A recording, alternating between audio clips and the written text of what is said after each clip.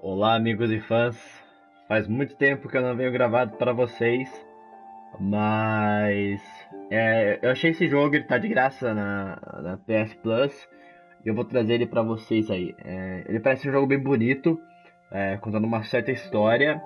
Eu vou deixar meu microfone mutado para vocês escutarem bem o áudio dele, tá ok? Para não ficar falando, vou fazer alguns comentários em certas partes, tá ok? Então vamos começar aí, vamos nessa.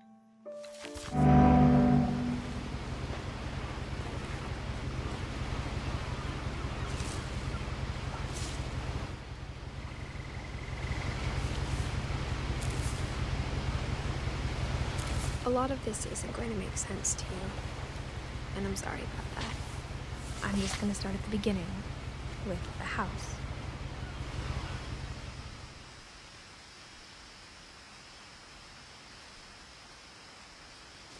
Someone had put up a chain link fence, but it looked like I wasn't the first person to hop it.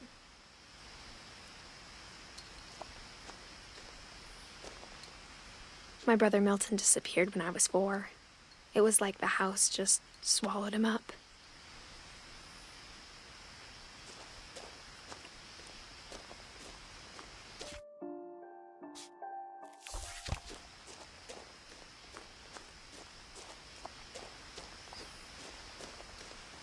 I lived here until I was 11, but I wasn't allowed inside half the rooms.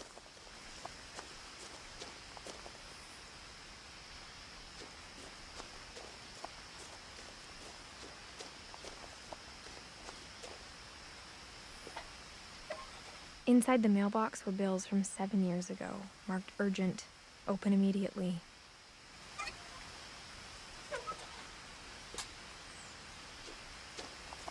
I hadn't been back since my brother Lewis's funeral.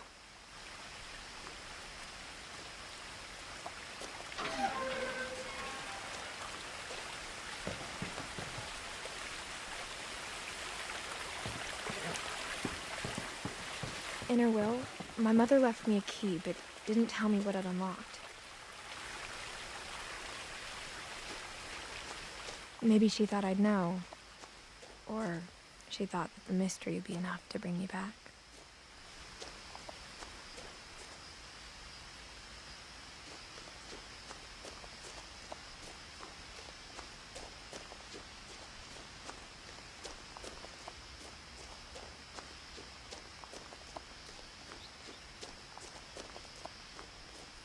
No one had driven this way in a long time, but I saw a few hoof prints.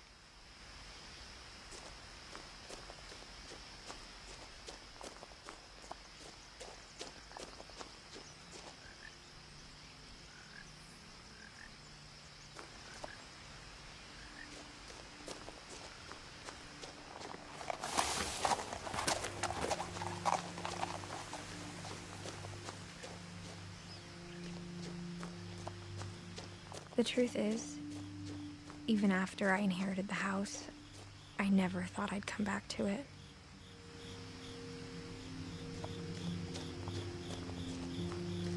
But now I had questions about my family that only the house knew the answers to.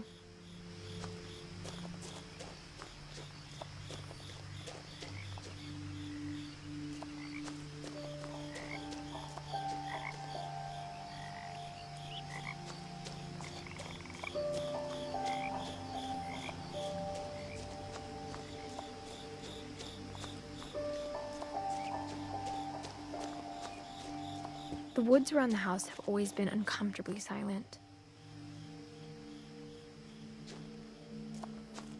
As if they're about to say something, but never do.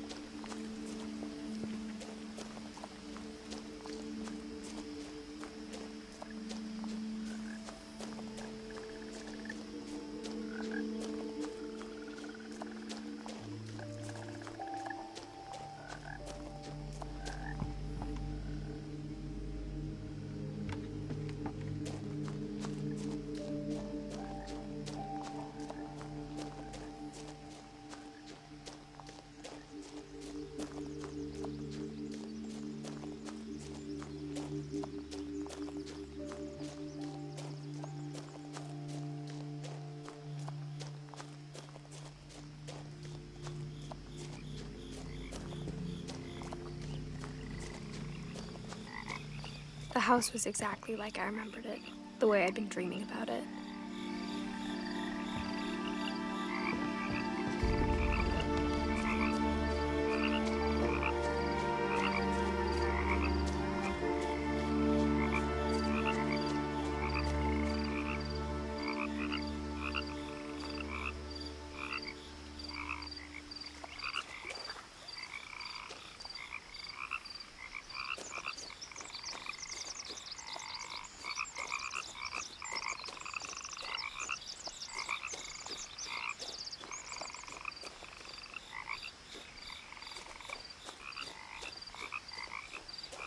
As a child, the house made me uncomfortable in a way I couldn't put into words.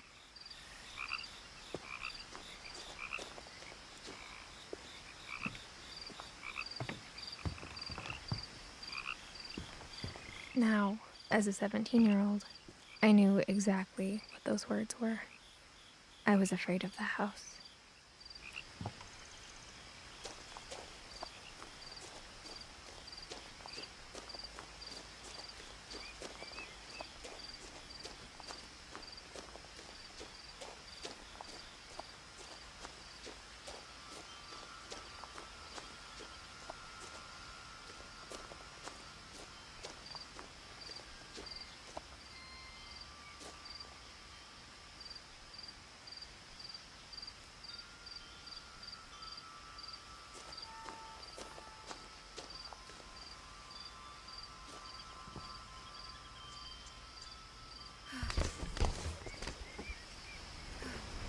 Crawling through the doggy door used to be a lot easier when I was 11.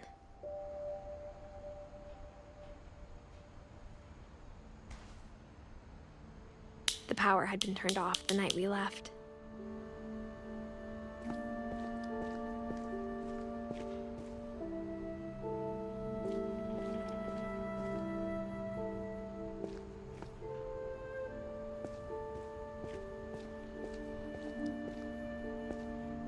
For the first time in years,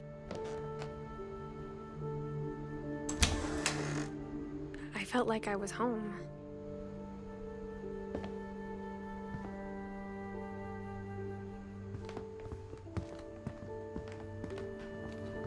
Nothing in the house looked abnormal. There was just too much of it, like a smile with too many teeth. My mom wasn't much of an optimist, but she never stopped believing that my brother Milton was alive.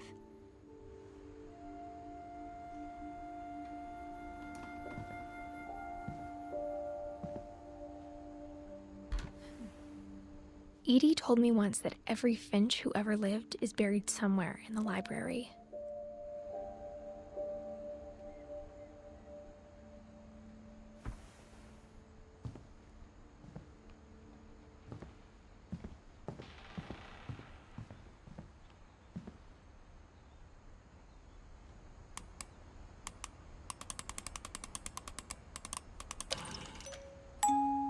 Great-Grandpa Sven built a music box for Barbara, along with the rest of the house.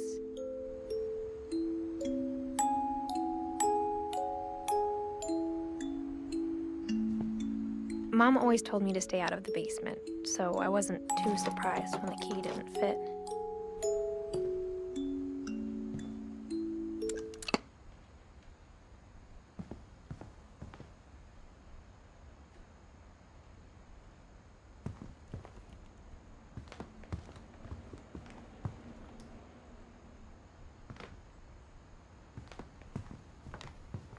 Even the fireplace had a story. Edie told me the bricks came from the original house, after it sank.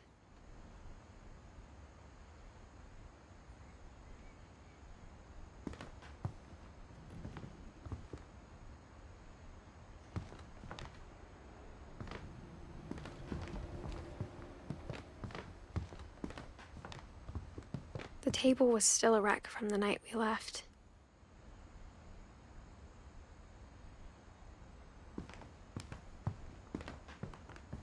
My mom was the only one of us who could imagine Great-Grandma Edie living in a nursing home. It was like a bomb had gone off, killing everyone but sparing the furniture.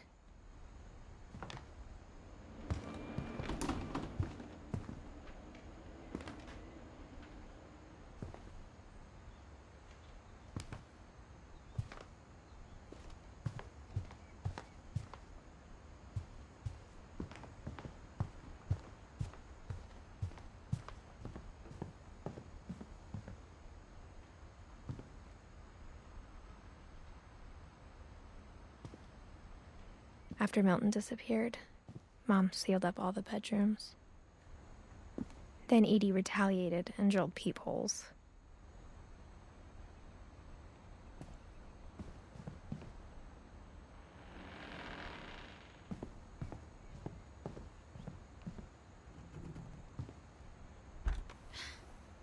Molly always seemed like a girl I could imagine being friends with, if she hadn't died in 1947.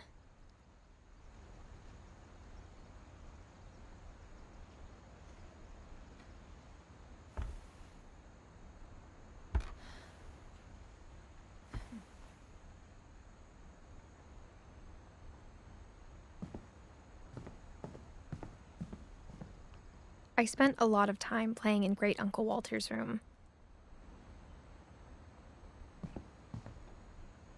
I think my mom sometimes regretted not sealing it up.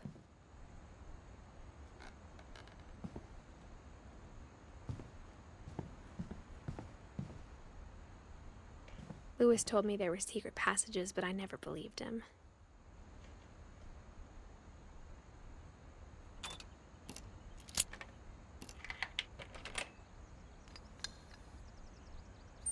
Turns out, my mom was really good at keeping secrets.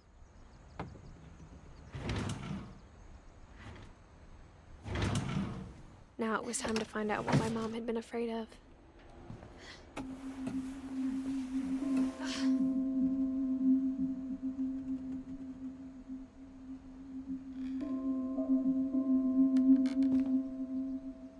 From the paintings on the wall, it was clear my brother Milton had been here before me. Reading this, maybe it sounds like I had a plan. But I had no idea what was behind that door.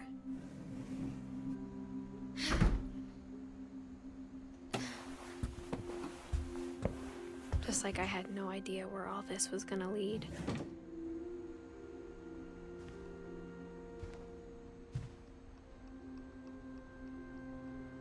I grew up looking at Molly's room through the peephole.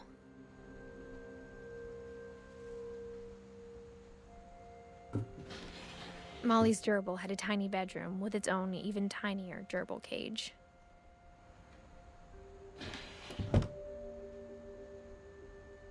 Being inside for the first time, I felt like I'd stepped behind a painting.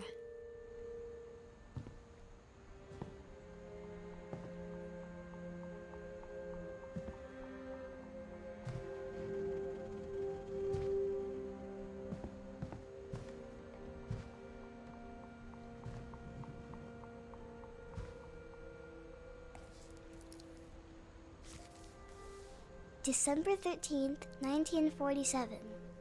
Dear Diary, I'll be gone soon, but I wanted to tell somebody about what's gonna happen. It started when Mom sent me to bed without dinner. I woke up and I was starving, so I looked around for something to eat. The gerbil food was dry, but I didn't mind it.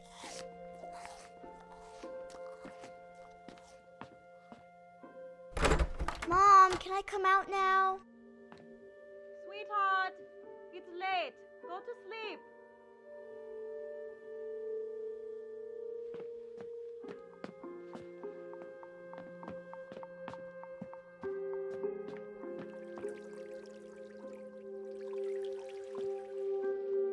I thought about eating Christopher, but I held back.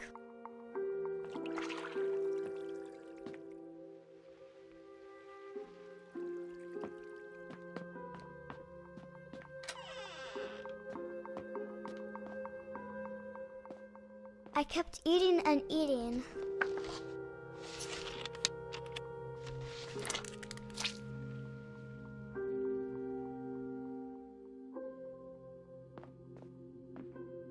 I ate a lot of things that night.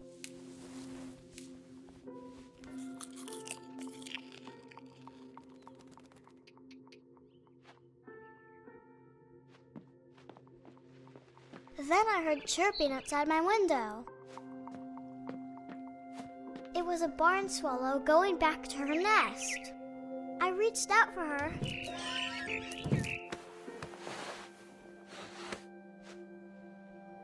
And suddenly, I was a cat.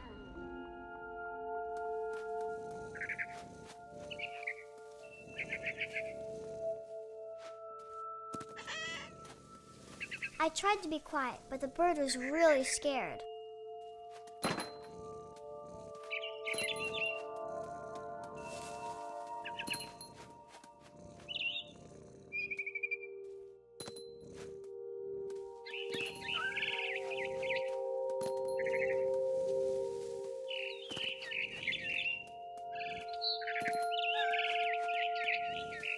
I jumped and I almost got her.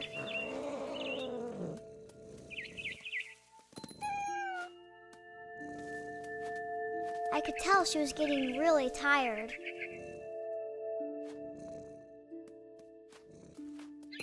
Now I was up in the big tree. I promised Dad I wouldn't climb it anymore. All I cared about was eating that mama bird.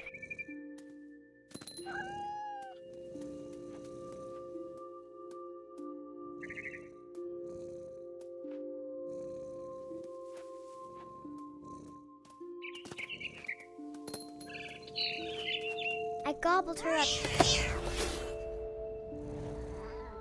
And suddenly, I was an owl. First, all I heard was the wind. Then I heard little teeth nibbling in the grass.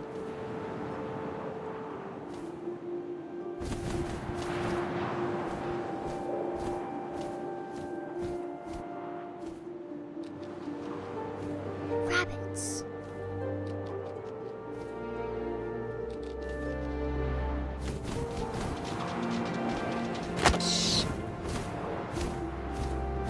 I imagined his face looking up and seeing mine through my talons. I swallowed him up, and I didn't chew one bit. Then I flew off to find something bigger.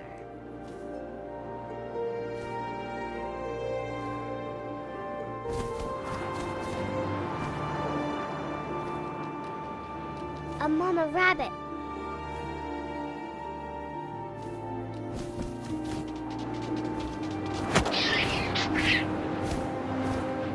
She was almost too big to carry. I started choking, but I couldn't stop eating. And suddenly, I was a shark.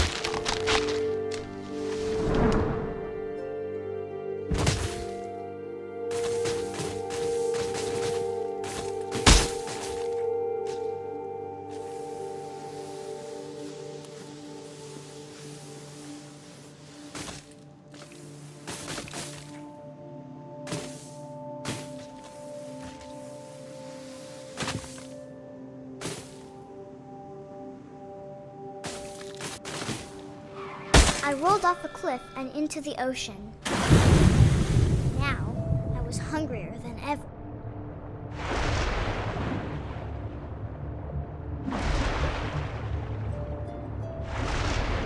I wanted fat, juicy seals. I tore off her flipper, and it tasted really good.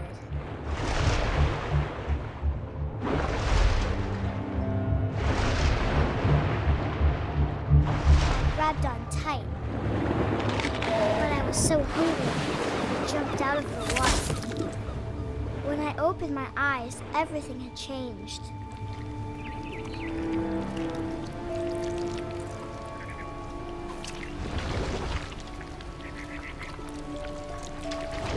Now I was a monster, and I smelled people everywhere.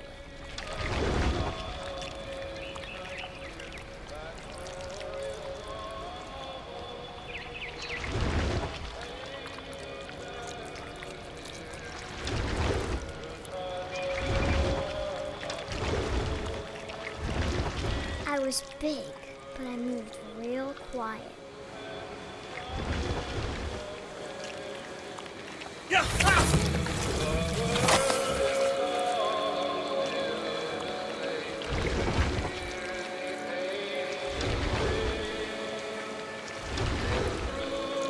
I wanted to stop, but also I didn't.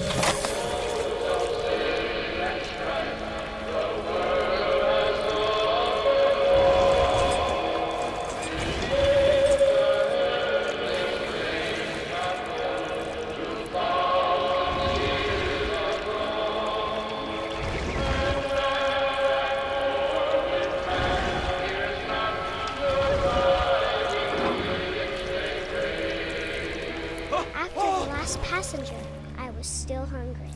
And across the water, I smelled something new. Something I had to have, so I swam towards it.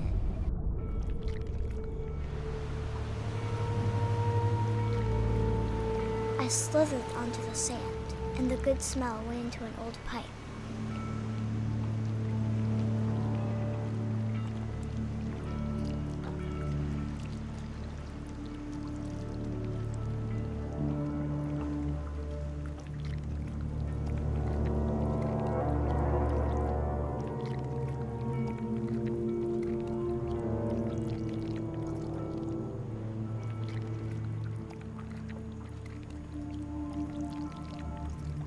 I got closer and closer.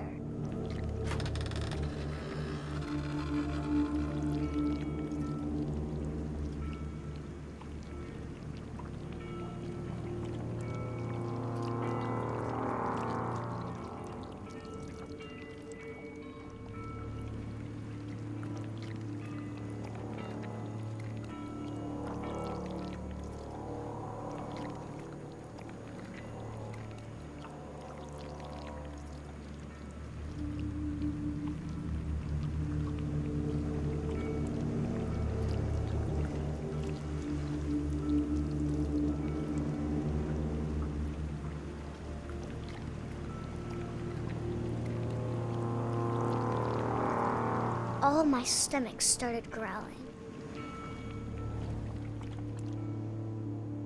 And suddenly, I was me again. I held my breath for a long time, but I couldn't hear anything. I think it's waiting for me to fall asleep. But it's not going to wait much longer. It needs to feed, and we both know I will be delicious.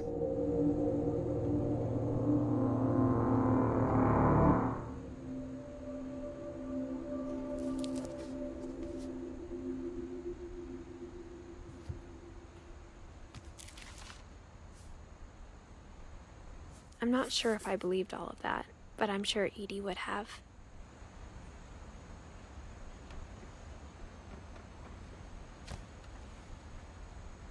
I got the sense Edie had spent a lot of time here, before my mom sealed the doors.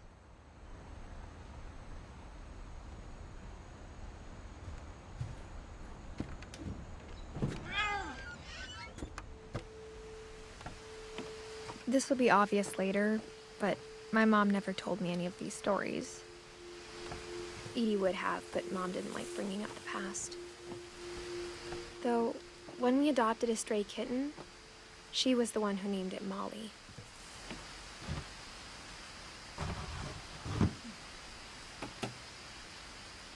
I spent a lot of time in Great-Grandma Edie's room. Her room was like a museum. For 500 years, the Finches have been famous throughout Norway for their fortune and misfortune.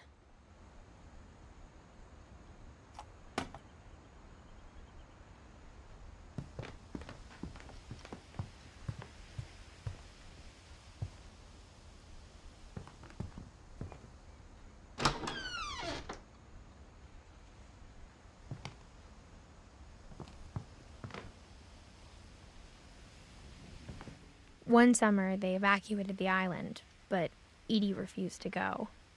For a few weeks, she was a celebrity. I hadn't thought of myself as Edith Jr. for a long, long time. Edie gave a big interview about a mole man living under the Finch house. My mom was furious. When Edie told people Sven was killed by a dragon, she could also have said he was building a dragon-shaped slide that collapsed. She could have, but she didn't. Even in her 90s, sometimes Edie seemed a lot younger than my mother.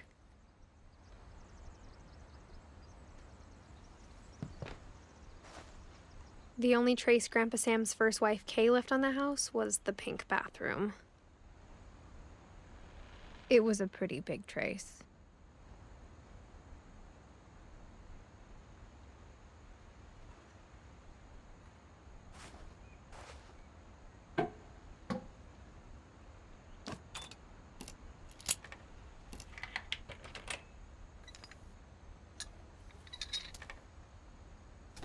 There's a secret in this bathroom.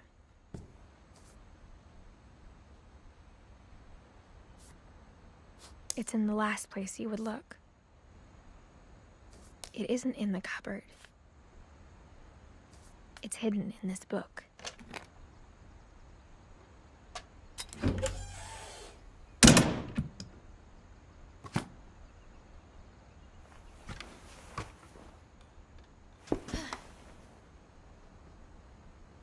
Sven gave Sam an old camera he'd refurbished. He never put it down.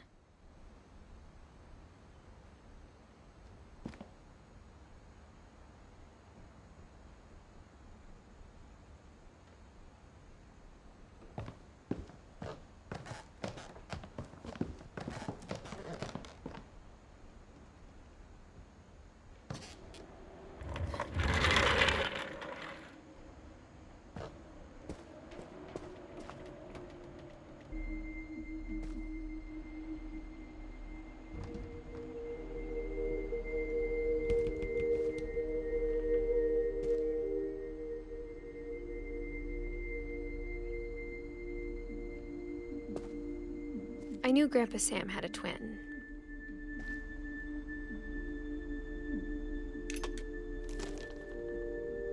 And that he never talked about him.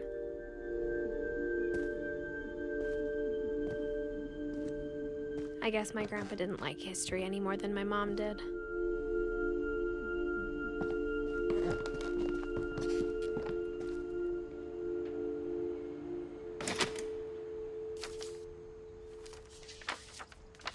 How I Want to Remember My Brother by Sam Finch.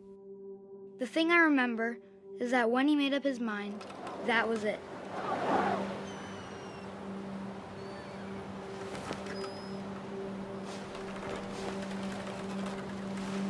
My brother said he'd die before he ate another mushroom, and he did.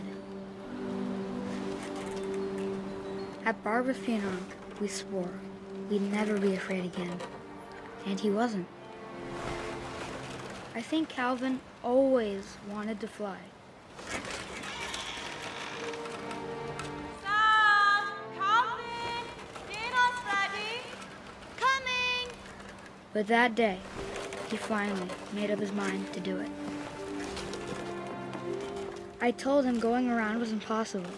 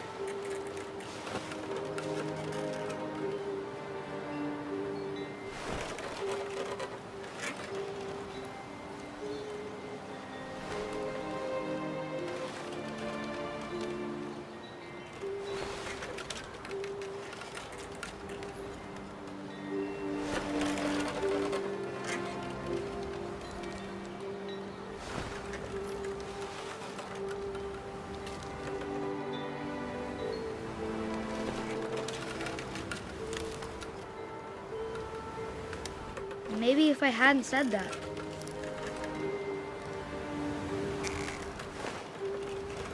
Calvin! I'm not gonna tell you again!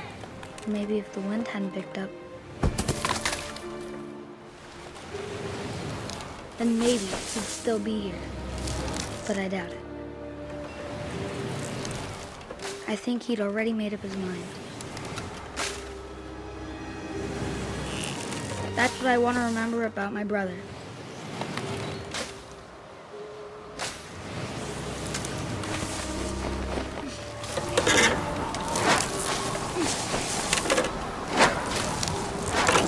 The day he made up his mind to fly.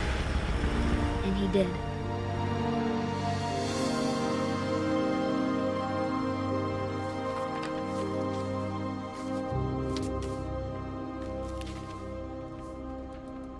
Calvin's story felt strangely familiar. When I was younger, I remember trying to do the exact same thing.